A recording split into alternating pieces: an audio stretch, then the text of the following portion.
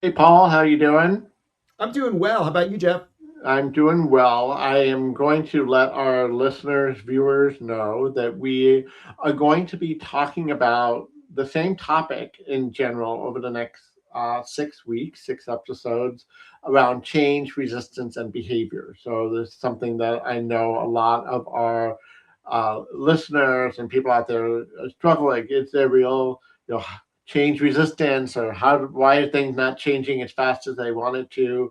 And so we thought it would be a good idea to do a little bit of a mini series on this topic. So first up today, Paul, you introduced to me a very interesting concept. I think you were calling it the survey change paradox. Is that right?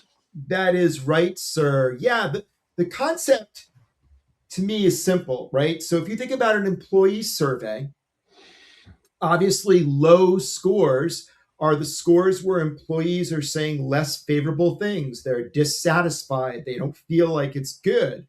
So if you sort of take that one step further, they must be dissatisfied with the status quo.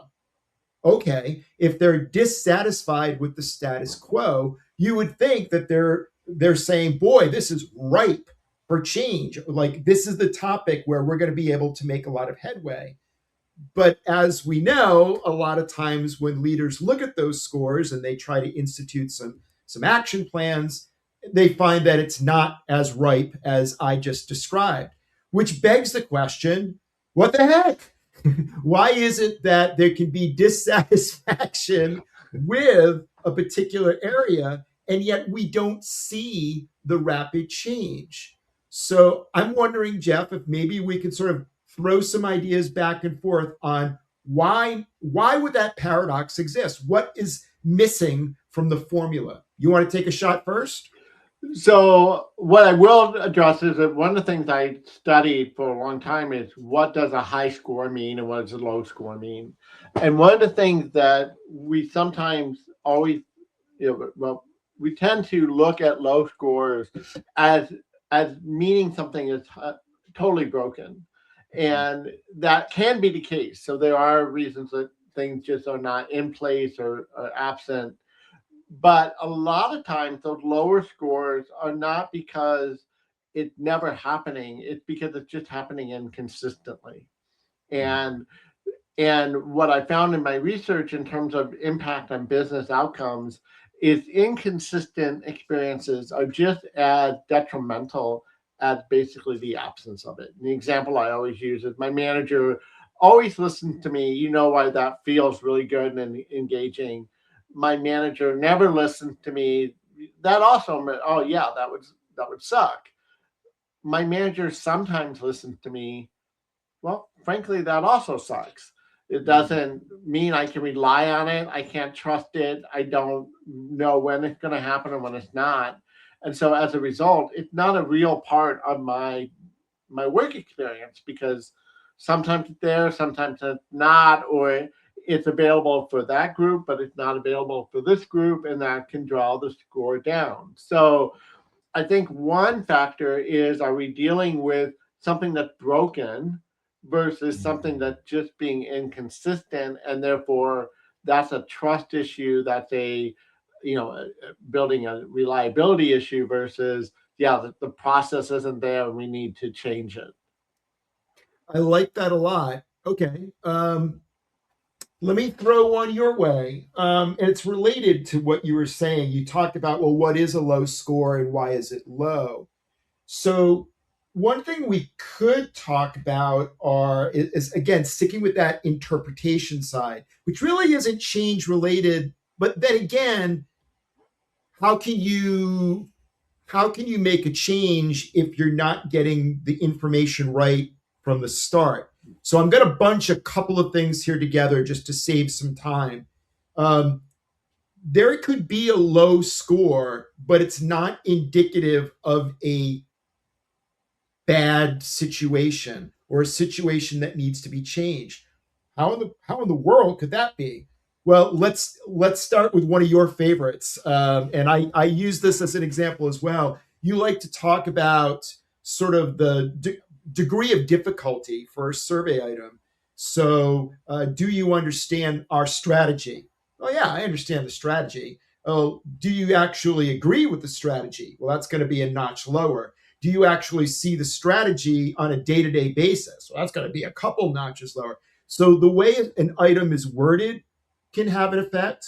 We also know that where the employee is located has an effect. You're always, I say always, I could be wrong. You're usually going to see the lowest scores from your blue collar employees. You tend to see really high scores from your sales force. Well, does that mean there's never a problem in sales? No, of course not. Of course there's problems, but there's a baseline there that's a little bit different because of education, because of the job, because of a billion things. So, and then I'll go with another easy one. This is another layup for me. So sorry that I'm taking some easy ones, right? There's obviously, if you work in a global organization, there's certainly some locations that tend to have higher scores and other scores are lower. Latin America and India tend to have really high scores. And again, it doesn't mean they don't have problems. Their culture and the way they respond to surveys is just way more favorable. Japan is the example that sticks in my mind, where their scores tend to be very, very low. Does that mean there's always problems? No, of course not. So I guess what I'm saying is we've got to make sure that when we start with a survey, we're getting our interpretation right. As you said, maybe low isn't what I think it means. So I'll just leave it there and see if you got something else. Yeah, I think that building on that, since you're talking about my concept around hierarchy, and then why is a low score. So let's say we identify that this is a problem, this is something that we want to work on, and yet our efforts don't move the needle, right? Which is part of the paradox. And yet our lowest scoring area, we should see the biggest gains. What I sometimes see with that is that people are not really attending to the prerequisite to make that low scoring area perform well. In other words, we tend to go right to the lowest scoring area and not really pay attention to the other dimensions or gaps to the benchmarks or other things that are out there that would be higher scoring but still problematic. So, you know, I'm motivated by the strategy of this company. That is a high bar. That's a challenging area to get a high score. And it's great because when you do, you get really good returns on it, but it's a tough thing. Well, if I don't trust leaders, it's hard for me to trust a strategy. So if my score about leadership trust is suffering, then it doesn't matter what I try to do around the mission vision. Yeah. I'm not really addressing that. And well, my leader communication is not clear and effective. Well, if that's not as strong as it should be, then leadership trust is going to suffer and so forth. So there is a hierarchy about how behaviors have an impact, right? The ripple effect. And if you're trying to address what's on the outer ring without really paying attention to the impact that the most innermost rings have, then you're probably going to get stuck that way. So just Hmm. sometimes think about, have I really addressed the foundational things before I start trying to address the higher order things? Oh, that's a really good one, Jeff. So, that reminds me of another possibility why we've got this change or survey change paradox. Um, as you said, when you look at a particular item or a particular issue, there can be a multitude of things within that. And one of the things that I see is, sometimes leaders make assumptions about which of those issues is taking place. Okay, they may say, well, they just don't know about all the things that we did related to these things, and so we just have to communicate more about those issues. All right. Well, I can understand a little bit of a bias. We did do something there, they don't know, but that kind of makes the survey participants feel a little bit left out. But there's another possibility And that possibility is, again, going with your idea of all the different things that may lend itself to one issue. What if I diagnose it correctly and I definitely understand what the issue is? And so the employees aren't happy with the status quo. As a leader, I'm not happy with the status quo, but then I choose a particular pathway that is scary, or they don't understand it, or they just don't like it. So we have agreed, kind of what you were saying about foundations. This is a different set of foundation. This is more like, Right. well, we agree that we don't like where we are, but we disagree on what might come next or how it might come next, or gee, Paul, we just don't, as you said, we don't trust you, the leader. And so anything you do is going to be something we don't trust. So it kind of is a springboard from your point. Yeah, and I do want to circle back on something you were just saying, because I think it's really important that the visibility of the action does make a difference as well. So I have seen leaders do really great work in terms of following up on survey with action, and these are tough areas, so it takes time for momentum to go, right. It not everything's going to change and move the needle overnight, but they never really communicated what they were doing or how they were doing it, and or connecting it back to the survey. And I think that visibility and that connectivity is really important to at least help the employees see that they did care, they did listen, and this is how they're acting.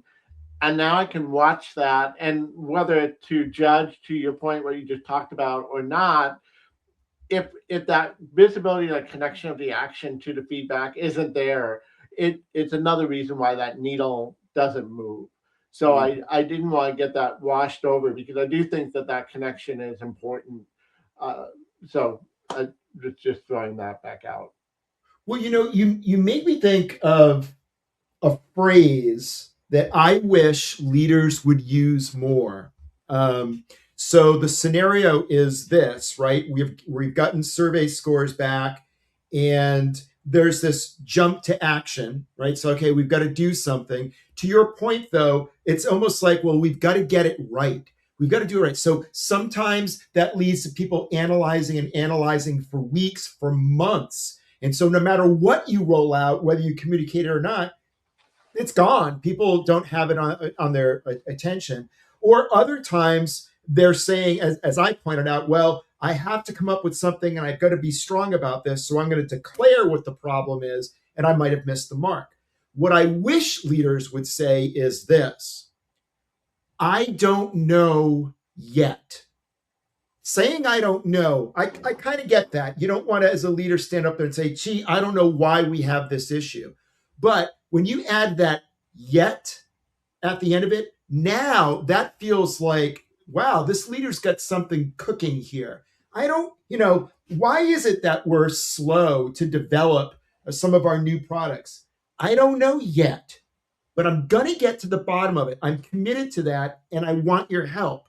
I want to get you involved with this so we can figure that out. That's what we do. We are challenged, we learn about what the situation is, and we take action. All of a sudden, I don't know sounds a lot better.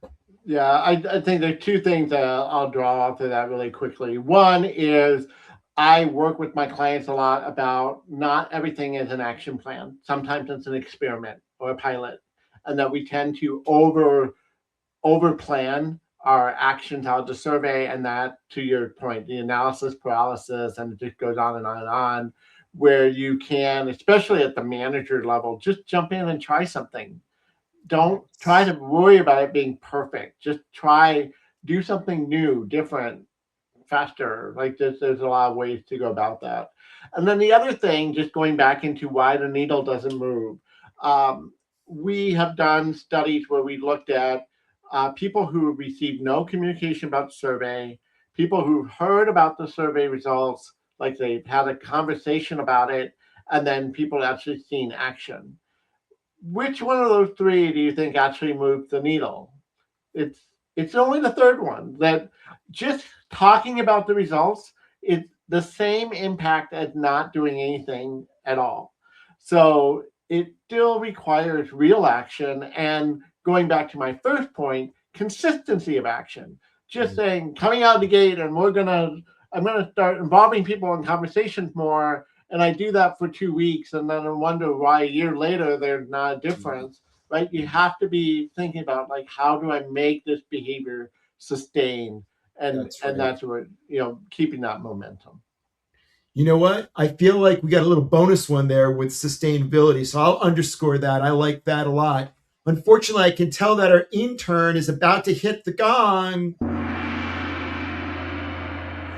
There you go. There you go. Hey, this was an incredible first episode in our series on change and change resistance. So thanks so much for joining us for this journey on the Friday 15. Have a great Friday. Cheers, everyone.